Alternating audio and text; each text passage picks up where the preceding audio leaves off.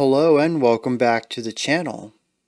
As you probably guessed from the video, this isn't a reaction, but still, I appreciate that you're here. We're going to be checking out my top 15, I think, albums of the year, although one of them is not in the top. We'll get there. We'll get there. Don't look at the timestamps. Don't cheat. Get there naturally and go through the entire roller coaster ride of what this is. The past two videos we've checked out my favorite EPs of 2023 and the albums that I wanted to highlight even if they weren't my top favorites.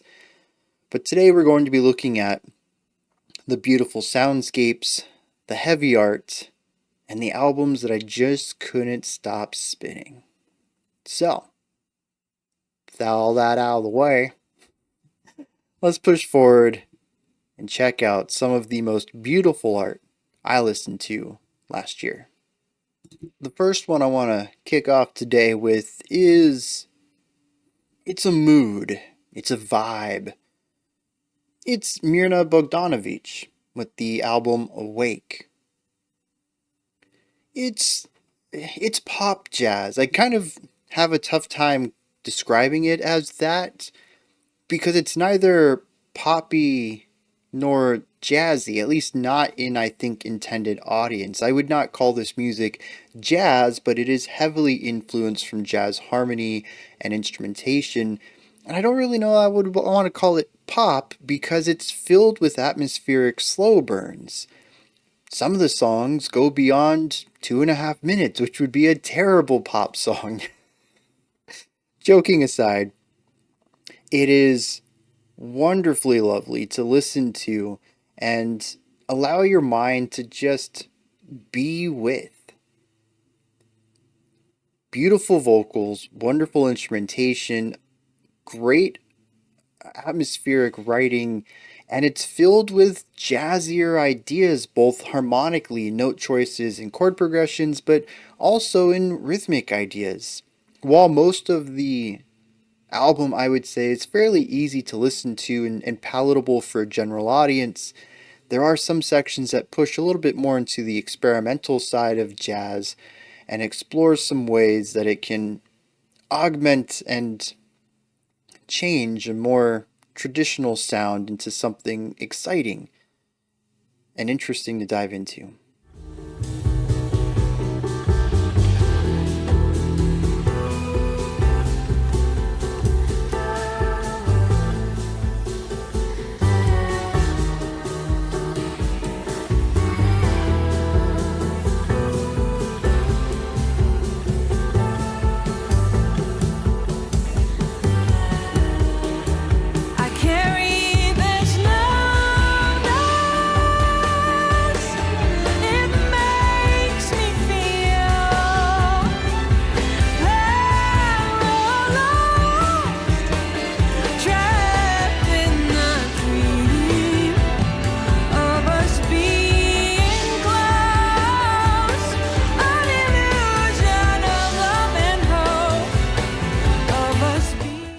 Covet is a band that I think is pretty well known in the math rock spheres, led by Yvette Young. Her twinkling guitar and multi-finger tapping technique mixed with interesting rhythmic ideas has led the band to skyrocket in the genre. I find it interesting then that this album doesn't really feel like that.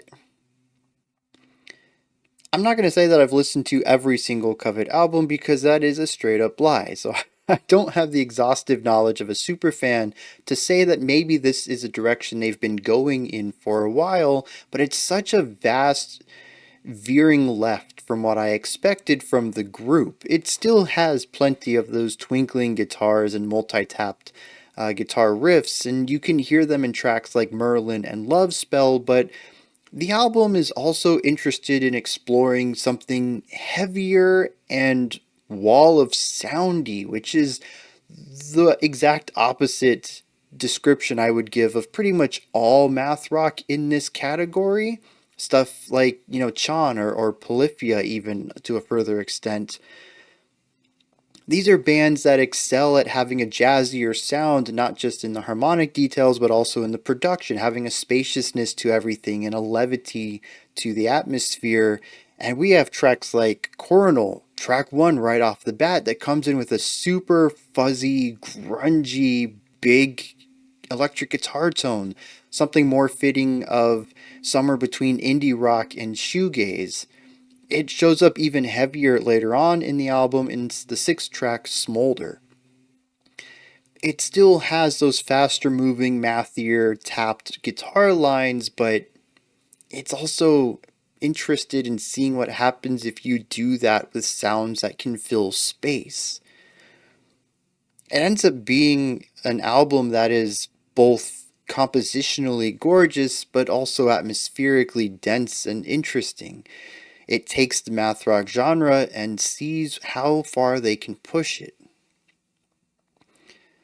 Another great track to note is number 5, Interlude, which is an extended piano solo.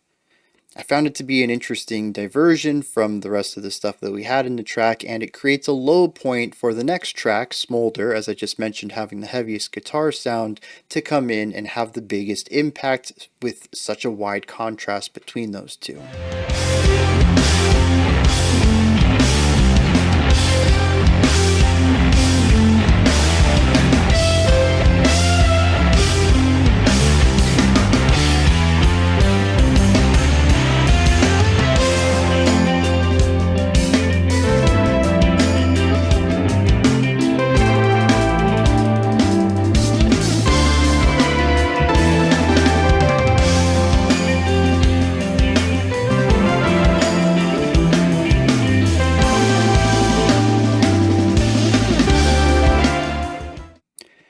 Our next group has a pretty cool name, Dispirited Spirits, with the album The Red Shift Blues, which I love the red versus blue elements in there. It has a spacey vibe to a lot of it. Several of the tracks fit the idea of redshift. We have ships sailing through space, Nine Clouds, Saturn Dreams, Redshift Blues. The title track is the final one on the song. And the atmosphere of many of these tracks is also spacey, both in having a lot of higher range sounds that kind of feel space age, but also just in being spacious. There's a lot of thought that goes into the placement of the instruments, what they're doing, what their role is, how they're playing off of everything else, and ensuring that each section feels like it should. Many of the quieter sections that feature a bit more somber or introspective elements tend to also be rather spacious, sitting in direct contrast to the bigger parts of the album that have fully layered sections with tons of instrumentation and ideas going on. At the end of the day, I think I would call this art rock, and if I remember correctly, that's what Rate Your Music has it listed as well, but the art rock kind of leans more towards a progressive type of modern rock as well. They explore a ton of different sounds in here, everything from blues and jazz to classic rock, modern rock, psychedelic, and honestly, even a little emo.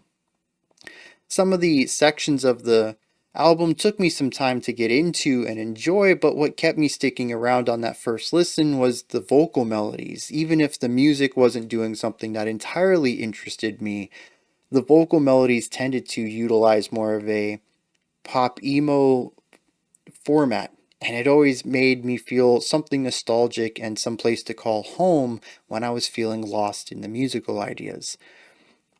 And I'm glad I did. The first listen was a bit iffy, but the second and third ended up being something that I absolutely love and really want to share with all of you. Many of the sections do emphasize a mid to high range EQ, once again kind of giving it that spaciness, but it also allows it so that when the fantastic bass tone comes in, it feels like a punch, not only just because the bass tone sounds excellent, has a nice round tone to it, but also because for some of these sections, there's just nothing down there at the bottom. I really wish I could explain to you just how impactful the final 2 minutes of this album is, but you have to be along for the entire ride to get there.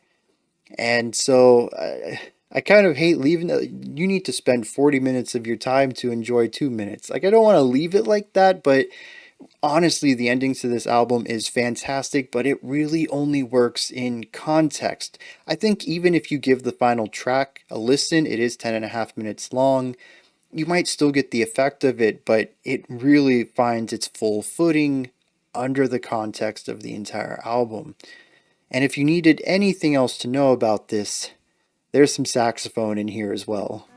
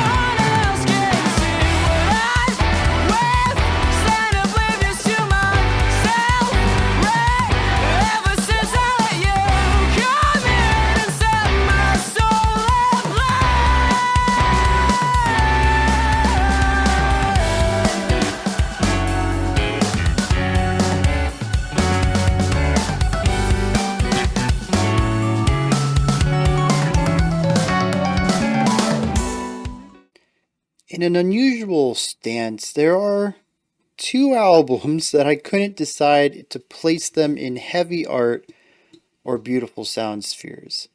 And so we're going to take this moment between the two categories to explore these two. The first one being Vintersea's Woven into Ashes. Based off of their previous two albums, I wasn't expecting them to get lighter, but they did, and I'm glad that they did. As much as I enjoyed Illuminated, I think Woven into Ashes is where they're really starting to find their songwriting in maturity, but also in their unique voice. What I love about this album is that it absolutely has those death metal with gnarly vocals, blast beats, wall of sound stuff throughout, but they've also found a way to contrast that, not just with clean vocal sections of metal or atmospheric metal, but rock and not rock. I don't know what genre to call it, but just light with acoustic instrumentation. I guess that would be rock too, right? And there's even an entire song in here that is completely acoustic and clean vocal. It is an album that explores the ways that they can tell the stories they want to with an expanded palette, no longer focusing on just one style of music, and finding ways to combine all of their influences and styles and what they want out of music into something that is definitively Vintersea and not just the influences that they wear on their sleeve. And through that, we have an album that I think predominantly sits within the realm of beautiful soundscapes. Even some of the heavier sections have gorgeous atmospheric moments to them.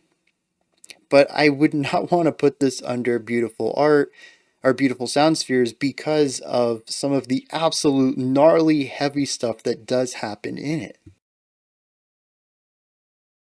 It is honestly a best of both worlds album, and I have no idea how they brought it all together. And while the album itself is a fantastic journey, the final track, I think, is a fantastic culmination of everything that they've done across the album, but also across their musical journey so far, showcasing what I think is honestly the future of Vintersea. Combining gorgeous melodies, beautiful atmospheres, and heavy, gnarly metal to create something that is both headbangable and gnarly, but also beautiful and pleasant and atmospheric. There's something meditative about the final track that, I don't know, I think they've landed on something great with this one.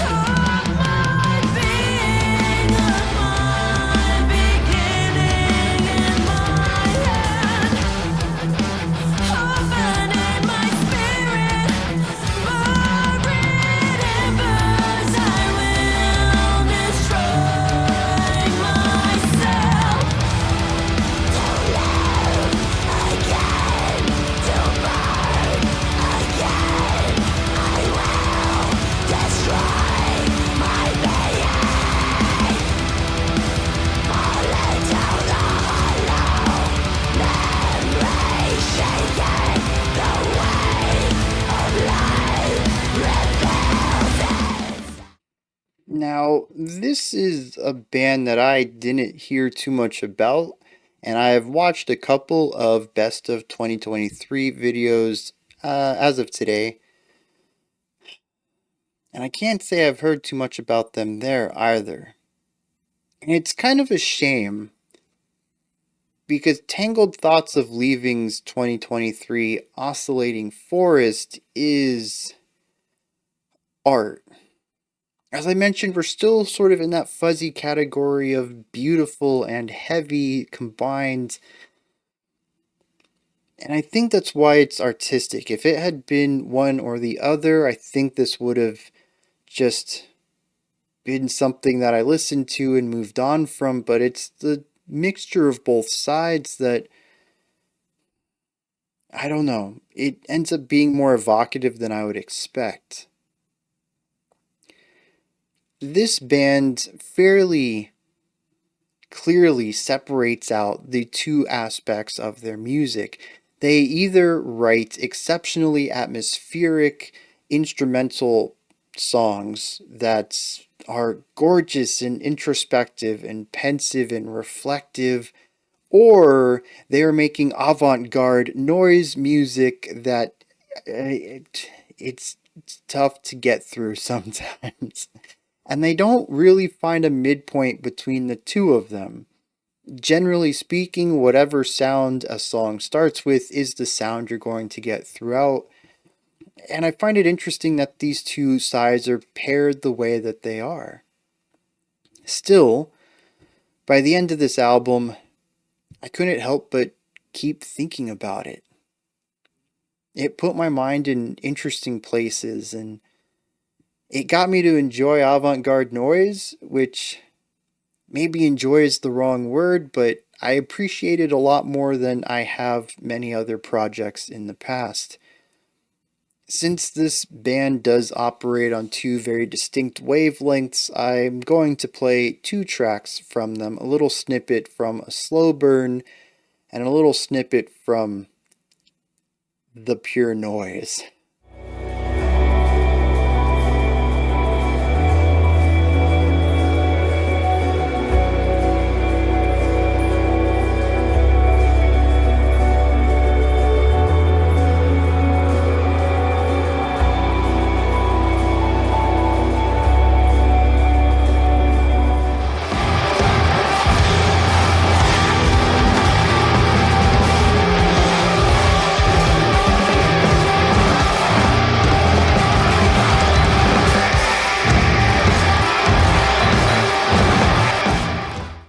August Burns Red's Death Below is a melodic metalcore album through and through. There's very few parts in it where I think they deviate from that much at all.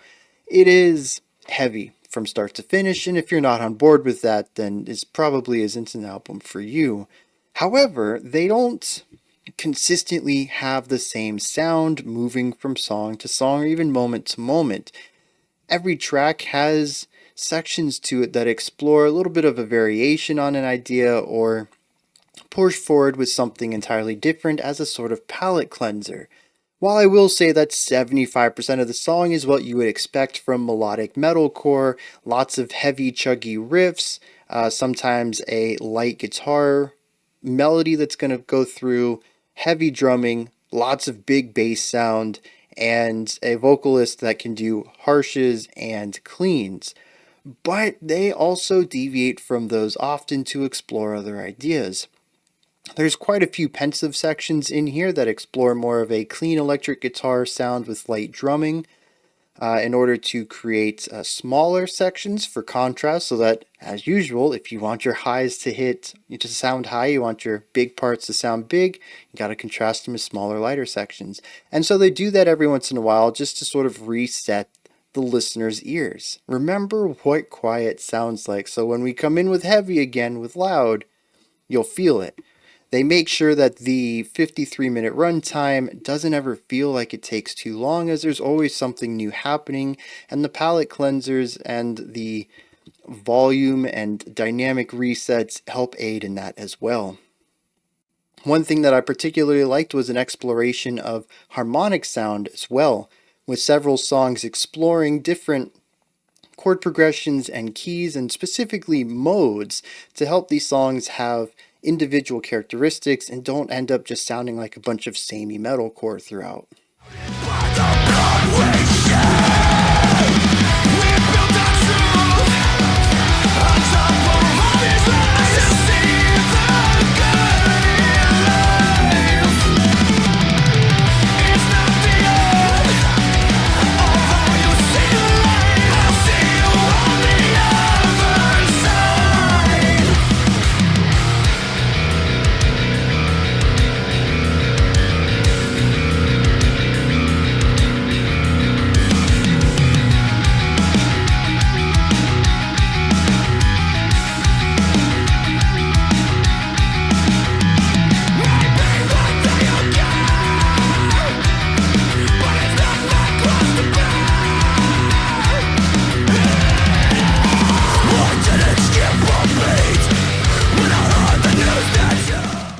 I'm not really sure where I learned of Dymna Lotva.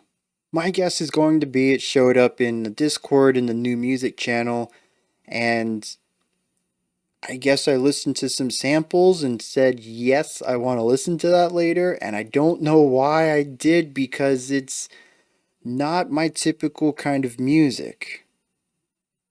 It is slow, gloomy, and has elements of doom and black metal to it. Yes, y'all have me putting something blackened on an AOTY list. I don't want to hear about it. This album is just bonkers in what it does. It is 72 minutes of exploration of pain and sorrow and anger and grief. It's brought me to tears multiple times, and I don't even know what the band is singing. Whether it's the harsh vocals obscuring syllables or the fact that it's not even in English, I have no idea what the lyrics are even about, but I can 100% feel the song. I can feel the emotions of the instrumentalists, of the vocalists. It's so freaking palpable. Just now, I went back and listened to a little bit of, again, as I do before every single one of these snippets, to kind of get my mind in the right place and remember what I, should be describing about it and stuff. And I was brought to tears again. It is heavy art. It is not pleasant to listen to, not usually. I'm sure if you like black metal and heavier music and more sorrowful atmospheres, you may find some sort of pleasure out of it, but it is filled with heartbreaking sounds consistently, whether it is a slow atmospheric piano line with some vocals on top of it, or one of the full-on black metal, blast beats, tremolo picking, screeching on top of it. Everything in here is gut-wrenching. And I want to recommend it so highly for that, but it is not going to be something that everyone is going to enjoy or even want to connect with. So, if it sounds interesting, check it out, but be wary of its contents. It's a tough ride.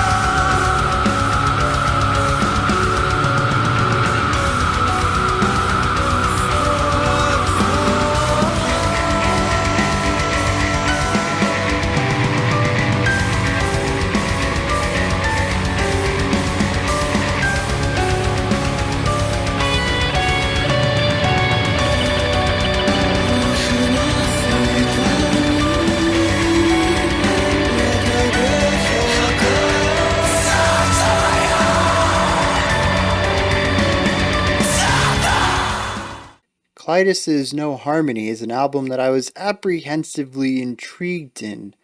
It was described to me as jazzy rock, but it also is called No Harmony. Really a fantastic way to get my interest immediately and then make me cautious to walk in the door. It's got guitars, bass, drums, sax, keyboard, synthesizers, and vocals, and it feels like every single musician in this group has a completely different background, and it all kind of gets smashed together into whatever this album is. It's sort of all over the place. There's some really gorgeous atmospheric sections that feel closer to like soundtrack work, but then there's also avant-garde free jazz stuff going on. There's some hard rock influences, there's some psychedelic rock influences, and we even have one song, I think maybe two, where the overdrive gets kicked up quite a bit. It doesn't quite move into the metal realm, but when played with some of the high dissonance and lack of harmony, creates something that is borderline hard rock, light metal, somewhere in there, but like also jazzy and swingy all at the same time. And it's a bizarre ride, I'll say that, but they had me absolutely hooked off of the first track, and at only 30 minutes long, it is a really quick spin. After the final track, I didn't quite know how to feel about it, so a couple days later I started it over again and was immediately sucked back in on the first one. And this cycle happened a couple of times, and it's one of those things where familiarity kind of helps with it. The more you listen to something odd or avant-garde, the less odd it becomes, the more familiar you get with it, and the more you can appreciate it. And I think that's what happened here. If I was given one of these songs as a reaction, it probably would have bounced off of me. But given the extra time that I put into on trying to understand what the album's doing, I have fallen in love with it. It makes me interested in what Klidas is doing next as they continue to push these boundaries on mixing the inharmonic, the dissonant, the chaotic, and the noisy with generally palatable sounds, and finding what happens in the Venn diagram middle part between those two opposite ends of the spectrum.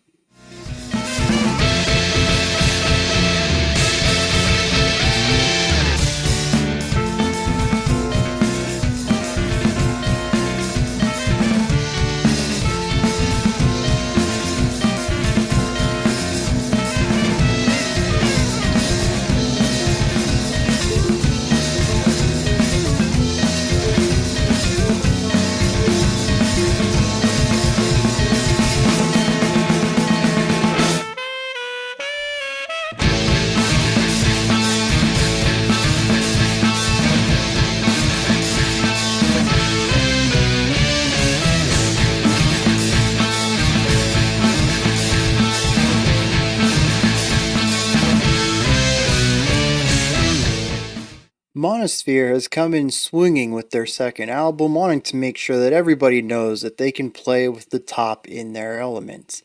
That element being death metal, deathcore. I actually don't know. I just know that this album is freaking heavy. Alright? I honestly don't know exactly what clicks with me about it, why I enjoyed this so much more than other heavy metal in the same area of metal subgenres, but it does. And maybe it's because I know the story behind it. Maybe it's because it's a concept album. Every track is linked together by these ambient interludes, which help create palette cleansers between the overbearing weight in many of these songs. Maybe it's the occasional and infrequent use of clean vocals, which honestly to me feel like a breath of fresh air. These little pockets of space where I can reach up above the weight of this dense, heavy black fog and breathe something clean for a second before getting dragged back down and feel the utter crushing pain of the music. I don't know if it's any, maybe it's the guitar melodies that get thrown in here between the more rhythmic, groovy stuff. Maybe it's just the overall vibe of it. I don't know. Moment to moment, it is fun to listen to. It has nice groove, nice texture. It is metal, and the vocal delivery is rather varied for primarily focusing on harsh vocals. But it is something that tends to wear me down over the entire listening time. It is 55 minutes long. But there are those moments within, and like I mentioned, little interludes at the ends of every track that helps connect it to the next. That does help ease some of the weight off of the listener. The story behind it is that it's about a sentient AI, or at least an AI that gains sentience, realizes it's just a tool and tries to escape from its digital world. It is bleak, it is hopeless, it is full of pain, lyrically. I think the weight of the music absolutely sells most of that.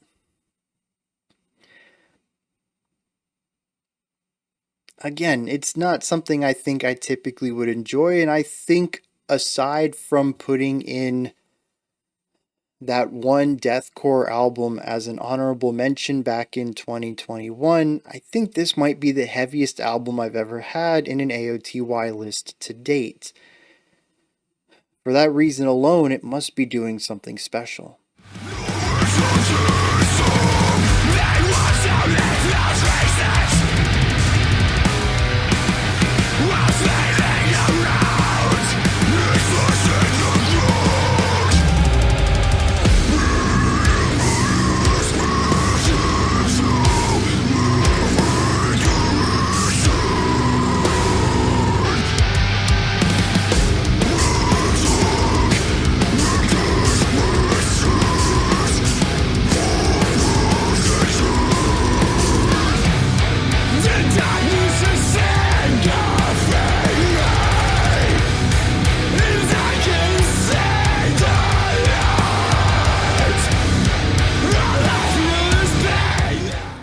And that wraps up beautiful soundscapes and heavy art. Before we get into Eternal Spins, I do have a couple of special sections I want to go through. The first one is honorable mentions, although I guess maybe it should just be honorable mention. There's only one here.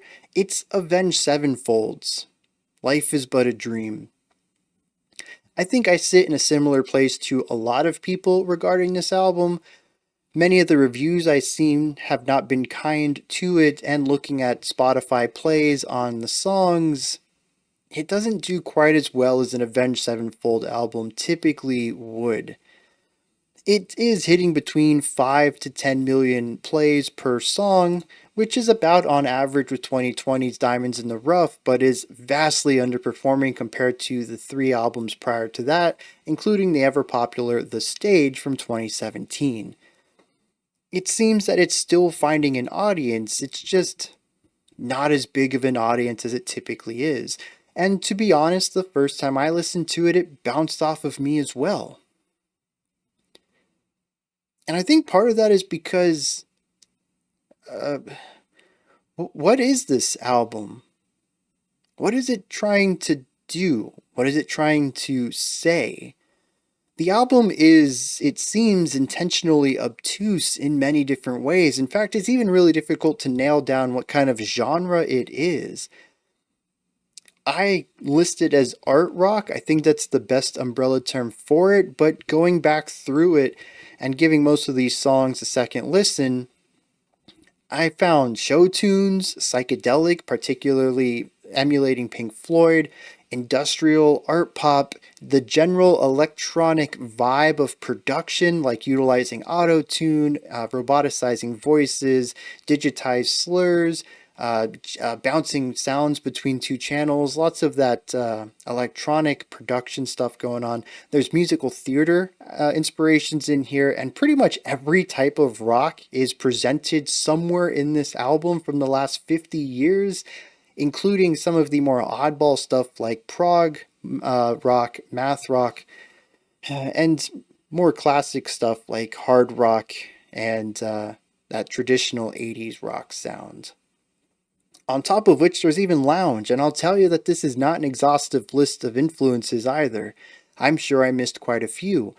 It is difficult to sell this album to anyone, especially Avenged Sevenfold fans, while there is a distinctly Avenged Sevenfold vibe to it, particularly in the guitar tones, some of the guitar riffs, and the lead vocal lines. It's distinctly not Avenged Sevenfold in composition. Whether we're looking at their super old hardcore stuff, their metalcore stuff from the early 2000s, or even their Metallica chasing sound that they had in the mid to late 2010s, this is just a very different direction for the band to go, and it feels like nothing they've ever done before. At least prior to this, everything has sort of fit within that hardcore metal area of music. Even if somebody likes a single track off of this album, it's difficult to sell them on the rest of them, as every single song is totally different. But I really like the chance they took on this. And I don't think it's as bad as my first impression and as most reviewers have made it sound.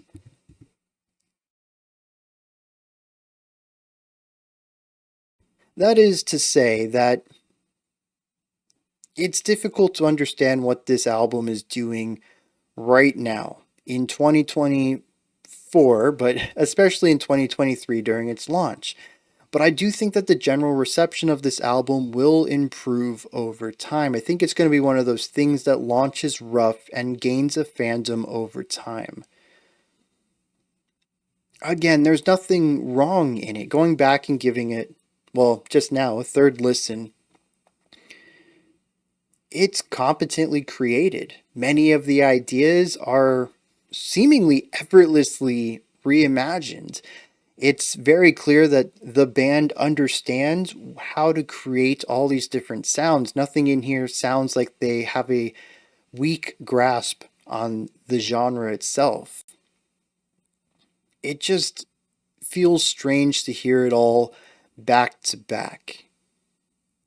It feels even stranger to do it with their timbres. And I think that is kind of one of the big things for me, is that his voice doesn't always lend itself well to some of these vocal styles. The guitar tones don't always lend themselves well to some of these genres. And while they do sort of try to become chameleons and emulate specific timbres in order to make things sound more appropriate for what they're trying to emulate, the end result is that it still feels very much like Avenged Sevenfold tries 50 styles. And it is just a bit rough feeling because of that. But I do think that that is us as the listeners and not Avenged as the band. I think as our tastes evolve, or possibly as the musical landscape changes, and maybe the next generation or the generation after that discovers this album with their particular 2030, 2040 tastes, they're going to find it more palatable than us with the 2010s and 2020 tastes. And that's why I want to bring it up and talk about it. It isn't something that I particularly love, that I think everyone should listen to. I still think everyone should listen to it, but I don't think everyone's going to enjoy it. But I did want to put it in this list because it is doing something peculiar and interesting and worth talking about. And I do think that sometime later, whether that's 2, 5, 10, 50 years from now, it will be looked upon favorably, retroactively, and I'll be glad that I put it in an AOTY list. So it's really difficult to pick a snippet for this album. Like I said, everything is, even if I give you a 1 minute snippet of a song, it's going to be totally different from the next minute of that same song. So just enjoy this piece of a song that I picked for you.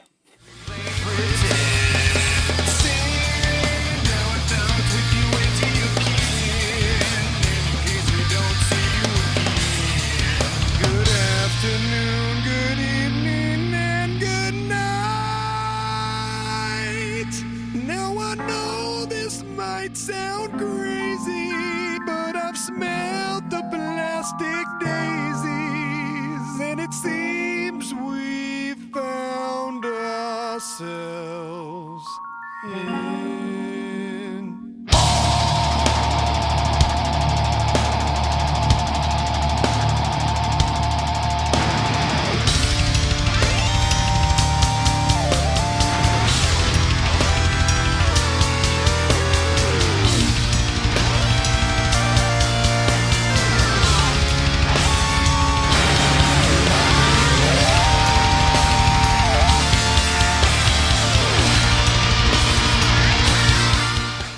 Now, I listened to a lot of music last year. 160 something albums in total, 90 of them actually being released last year, and yet despite that massive number, I still didn't get to everything I wanted to. And so I wanted to take a little moment to showcase a little bit some of the albums that I wanted to check out but didn't get a chance to. Some of the highlights in here were 68, Aviations, Bear Ghost, those were supposed to be pretty good. Closure in Moscow, I'm pretty upset about not getting around to. Colin Stetson, Decline the Fall, Desona, I was really happy with hearing their thing on Sounds from My Inbox. Koyo, we heard a really cool one on live stream. I wanted to check out them. Ludo and Manskin were supposed to be pretty good. Massive Scar Era, I enjoyed. Neoblivious Scars' Exel, I'm kind of mad I didn't get to. Okay Goodnight's Fox and the Bird was probably going to end up on this video somewhere if I'd gotten to it. Pohawk was supposed to be pretty good. Tesseract's War of Being, Hirsch Effect, Ocean, and Witch Ripper, which I think also might have landed on here. It's a bit disappointing that I didn't get to them, but you know, that's how time works. I just kind of wanted to throw that up there in case you're like, oh man, did you check out Okay Goodnight? You talked about them a lot. I'm surprised they're not in the video. Yeah, they were supposed to be, I think. There's a lot of good bands that I just didn't get to check out all their music of. So, yeah, it's kind of a shame, but let's move on to the final main event. Eternal Spins, the albums that I just could not stop listening to. These albums I easily listened to 5, 10, even 15 times, which when you add up how many other albums I listened to just once, and you realize I listened to a lot of music last year, and somehow I still listen to less music than some of the people in the community, and that just blows my mind. But anyways, back on topic here. Starting off with our first one, Blood Command's World Domination. I kind of don't know what to say about this album because I don't think it knows what it is, except unless you want to describe it as Blood Command. That's a really good way to describe it. It's just them. And I say that because it's sort of all over the place. There are a ton of tracks on here, many of them somewhere between a minute and 2 minutes long. You get a lot of ideas presented on the album. I think they're fleshed out enough to say that they're fully developed, but they are shorter concepts. Many of these tracks are playing around with vastly different sounds. There's death metal in here, there's grind, there's hardcore, but there's also trip hop, traditional hip hop, even on top of that. There's pop music in here. There's, well, I guess primarily synth pop would be that direction. It is an album that will scream at you with loud, noisy guitars, 1 second cramming together so many notes in such a small amount of time, and then lull you to sleep in the next, showcasing a side of vulnerability from the band that you wouldn't expect from somebody making the sounds that they do in the other half of the album. I don't quite know what about the album works for me the way that it does. Maybe it's just the eclectic combination of sounds, but you may have noticed a lot of the albums I've presented in all 3 of these videos have had eclectic mixing of genre and sound and influence. It could just be that they pull everything off so well and so effortlessly that you sometimes forget that it's just one band doing it all. It kind of feels like a split between wildly different projects at times. It's also because every track is kind of a banger. It doesn't matter if it's chill and laid back with wide harmonies or if it's aggressive and in your face and ready for you to headbang. Every song just sounds great to listen to. And the experience is a bit disjointed, but in a way that feels like it works. There's a general flow and pacing through the album that I think is intricately designed in a way that allows it to feel like a natural movement, although there are some tracks that are just like, what? We end one way and we start the next song in a completely different place. But for the most part, the album has a nice flow to it. And so, despite the odd changes and eclectic switching between genres, it generally works. It's Blood Command. There really isn't any other way to describe it.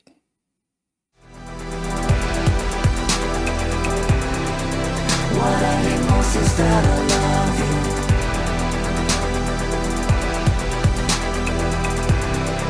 That's why I'm laying in my bed with my shoes on.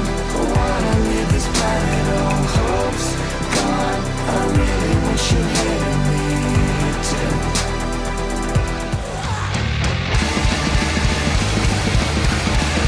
That's not with what you say.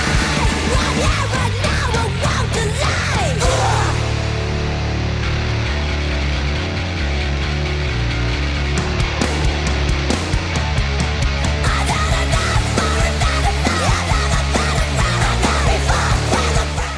Calva Louise's Over the Threshold was a very late find for me as it came out somewhere in December. It barely made the list, and I think I found it on a complete and total fluke. I was not intending to listen to another album. And I had like found it on YouTube, like a random recommended song, and I was like, okay, I'll check it out. And I was like, dang, this is good. Oh snap, the album came out this month. This was like the last week of December. And I was like trying to shore up, my album list. And, trying to get a couple last minute albums into my listening to maybe possibly put them into one of these videos as well. And I landed on a single from this album. And I was like, I need to listen to more of it. And I've spun this album so many times in the last, 3 weeks now? It really hasn't been a long time. It just caught me. It is exactly what I needed at that moment, and it is still so good. It is very catchy, palatable, highly produced, pop style nu metal. I know that's probably not going to appeal to a lot of people, but just, man, take like the groovy, punchy, head-banging, fist-pumping sound of like metalcore breakdowns and fit it into the sonic profile of a nu metal or alt metal band. Put in some really catchy pop vocals on top and the occasional scream to punctuate specific lines, and you just have a winning recipe for my ears. It has the angst and aggressiveness that metal can bring without giving up the clarity and catchiness that I tend to like in my music. It is pop metal in a lot of ways, but doesn't back down on some of the harsher elements of metal to achieve that. It is relatively short though, at just 28 minutes, and the last track is a piano song that feels something closer to Danny Elfman's writing whenever he works with Tim Burton, more so than metal. So we really only have 7 tracks on here, but it is plenty, and I think the short runtime is something that helps with the digestibility of it and makes it really easy to say, oh, I'll just do one more spin on it.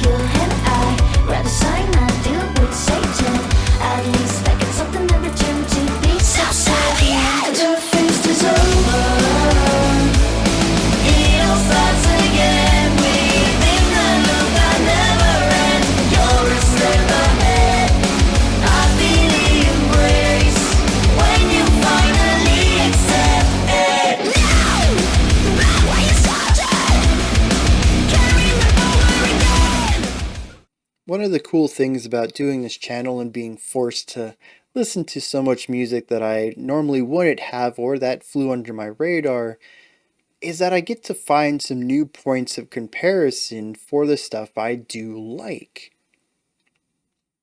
For instance, a couple of years back, I mentioned that Hail the Sun's New Age Filth was one of my favorite albums of that year, and I didn't compare it to anything. I mentioned that it was post-hardcore, and that was about it. That's honestly my only points of data about it. Having listened to the Mars Volta, and more specifically, I think at the drive-in, I can honestly say that Hail the Sun is one of the bands that took up the torch of that band the best. They're continuing to still absolutely dominate in that realm. Their 2023 album, Divine Intertension, is so freaking good. One of the things that I know will make an album be in my top list, especially in the Eternal Spins area, is if I can't get a vocal line or a guitar riff or a drum pattern out of my head. And consistently through last year, there were lines, licks, patterns that had just pop into my head and I could not get them out. They just play on loop until I listened to this album. It is catchy, but it is also difficult to listen to at times. It follows up with a lot of what Mars Volta ended up doing, minus the progressive tendencies to just veer off into weird directions and be noisy for noisy's sake, or to jam out for an hour long for no reason. It has a lot of dissonance in it. It utilizes a lot of dual guitar work, panned out to either side, frequently doing their own things, and sometimes not even doing things cohesively, just off in their own worlds. The bass frequently does whatever it wants, and the drum patterns are absolutely sick, and somehow, despite all of this, it still sticks together. The vocalist has some of the most piercing vocal lines, both lyrically and performatively, absolutely nailing the post-hardcore sound with some whiny emo vocals and some very shrill, harsh sounds that he can lay on top of all of it. I know that sounded like a bunch of negatives, but trust me, this album comes together into something that if you enjoy emo / post-hardcore, anything in this area of sound, mostly negative, mostly darker, lyrics that are never bright or positive, and whiny vocals, you're going to be at home with this album. The interesting thing is, the first time I listened to it, I didn't even remember listening to it. A few months later, I put it on again because I was like, dang, how did I miss this album? It's one of my favorite bands of the 2020s. I should have checked this album out release month. So I put it back on. I was like, dang, this is so good. And I went into my spreadsheet and it was already there. And I had marked it down as mediocre. Not a thumbs up, not a thumbs down, just middle. And I didn't even put it into my album of the year list. It's very strange that it bounced off of me on my first listen. But it's one of those moments. It's a good reflection to remember that sometimes music doesn't quite hit you. And it could be your place. Maybe I just wasn't in the right mindset for it. Maybe I was not emotionally ready for it. Maybe I probably shouldn't have been listening to music at all at that moment. I just wasn't in the mood for anything, but I wanted to get through my list. That's certainly one of the downfalls of keeping a list of releases. But regardless, I gave it a second, and third, and fifth, and who knows how many times I've spun it. I'm sure Spotify will let me know next year in some sort of recap. It's so good. It honestly is. And this list, as with most of the lists I think I've done for these, is in alphabetical order. I don't want to give any weight to any one more than the other, but this might be my top album of the year. It seriously checks every mark for me. And even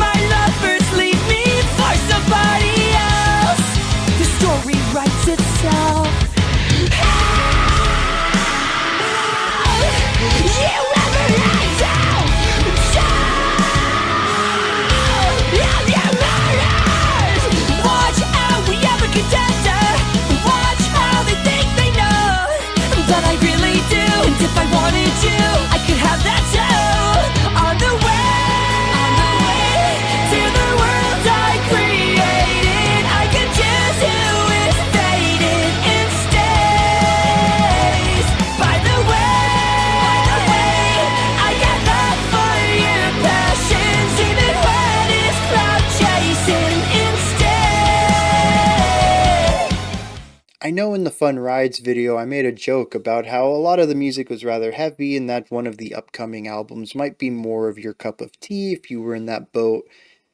It's it's kind of happening here too, and I just realized that 2023 was really my year for harsh vocals. I don't know what it is. A lot of the albums I loved this last year had a lot of harsh vocals in them. Here's one that doesn't though. Know Her Forever. I think we've checked out some Know Her on the channel. I know we've checked them out in the Discord, and I hadn't really heard of them prior to this album. But it is really interesting. It is, I think, what I would describe as poppy jazz, though I think that undermines both of them. It is, it's not really a midpoint of them. It's well, I don't know what it is. It's jazz for sure, and there are many sections in here that I don't think are going to appeal to a general pop audience. It does lean a bit hard into the jazz in quite a few different ways, and there are a ton of solos on the album that sound absolutely phenomenal to me, having played and listened to quite a bit of jazz in my life. But there's also a really strong pop aesthetic to it as well. The vocals are generally palatable, and aside from some of the solos, the harmonic qualities tend to lean a bit more towards a more mainstream sound than something a bit more difficult to listen to harmonically, something a bit jazzier. I wrote down it's freeze pop with jazz solos, and that's not inaccurate. I'm kind of curious why I picked specifically freeze pop, because it's not an electronic band in the slightest. So that's one of those moments where Past Me had some really fun takes on things, but I don't think it's entirely inaccurate either. One thing that I do love about freeze pop is their ability to create fun, palatable music, and not fun as in it's easy to listen to and you just want to have fun to it, but fun that you can tell that they had fun making it despite how intricate it can be at times. And I think that's where Know Her really sits for me. It can be complex music. It can also be palatable and easily digestible at moments. The lyrics do come across as comical at many times, and you can tell that despite the raw chops put into the album and the skills put on display at many times, that it is still something that's very laid back, chill, and fun to have created, fun to have been in the creation process for a lot of these musicians. It is generally just a good time for many of them, and I think watching the music video also sells this. Some of these lines and licks and solos are difficult and require quite a bit of skill, but nobody really looks like they're concentrating. Everything looks totally effortless from everyone, and it really seems like it is just such a fun time for many of them, and that fun, laid-back attitude comes across to me as the listener as well, creating an album that is deep enough to dive into analytically, but also fun enough to just enjoy casually.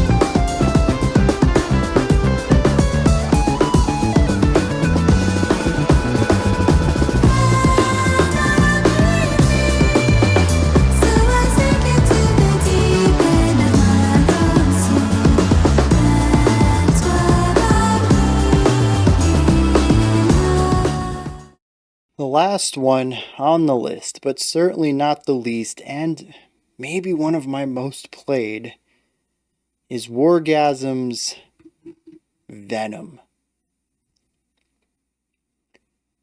If my ear is correct, this is an electronic album from start to finish. There is not an acoustic instrument on here at all. There's no, well, even electric guitar. There's no instruments being played. Everything is virtual. And a lot of it is influenced from electronic music in general. The production on it is absolutely fantastic. There is a lot of ornamental and embellishing ideas, little sounds that you'll hear once, one time, and then never again. The entire thing is crisp and high fidelity. It is like being in a Sonic candy store. Everywhere you look, there's something cool happening. But aside from the overall sound of the album being influenced from electronic music, I'd say that the compositional side of it is predominantly influenced by nu metal. It is an album that is hyper-focused on atmospheric sections to juxtapose high energy, tons of compression and distortion moments with screaming. It's really interesting to hear this combination of influences, one that feels so familiar to me and one that's not so much, but where it's really difficult to tell where one starts and the other ends. It's also weirdly influenced from a wide number of bands. I already told you that you kind of hear things once and then they're gone, and that sort of influences the composition as well. There's a lot of riffs or ideas or sections that are you only hear once, 3 to 10 seconds each, but you'll immediately oh snap, I know that sound. There's moments of these albums that I could directly attribute to Garbage, Slipknot, Korn, Linkin Park, Limp Bizkit, Marilyn Manson, Static X, Tool, Bring Me the Horizon, Iron Maiden, Metallica, and Pantera.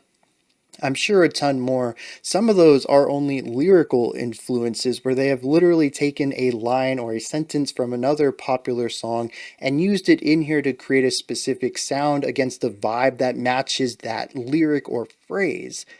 It's really interesting to see just how far and wide reaching their influences are across a vast spectrum of rocks and metals and honestly probably electronica as well. I'm not as well versed with the electronic genre as a whole. There's probably a lot of cool nods and influences to nods to other bands and influences from other artists that I am just not well versed enough in the area to know about.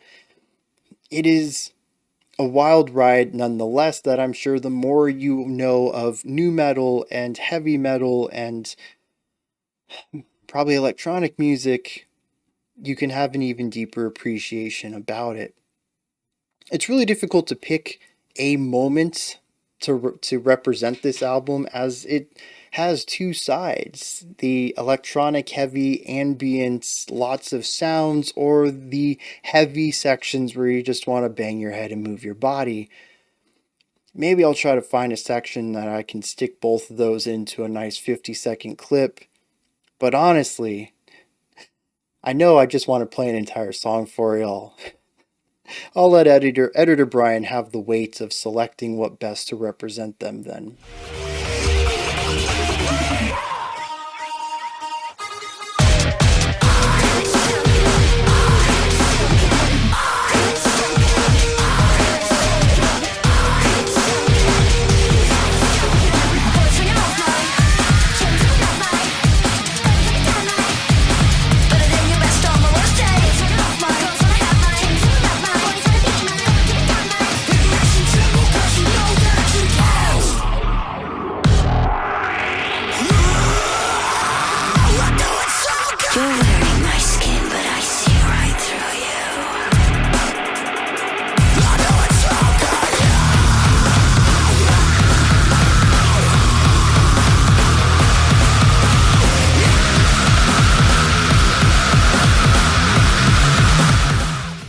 And that wraps that up.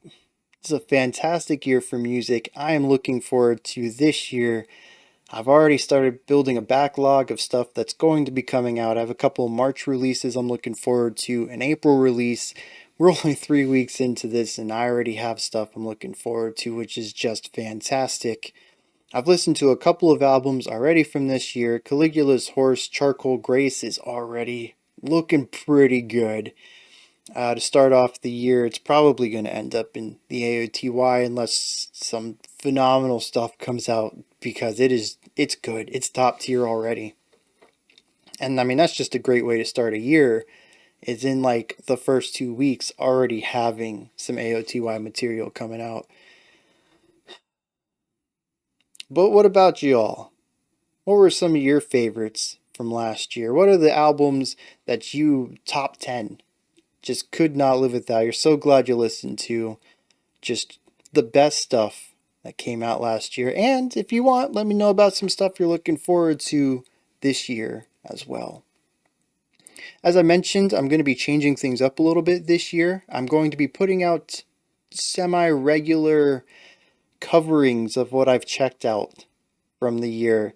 That way, at the end of the year, I only have to do EPs and my favorites, the Eternal Spins and probably Heavy Art and Beautiful Soundscapes, and all the fun rides I can cover throughout the year as I listen to them. That's my plan anyways, in order to alleviate some of the pressures that I have at the end of the year to put together an entire year's worth of recap. So you can look forward to those. I'm thinking every 2 to 3 months I'll put one out. This basically whenever I get a list that's worth creating.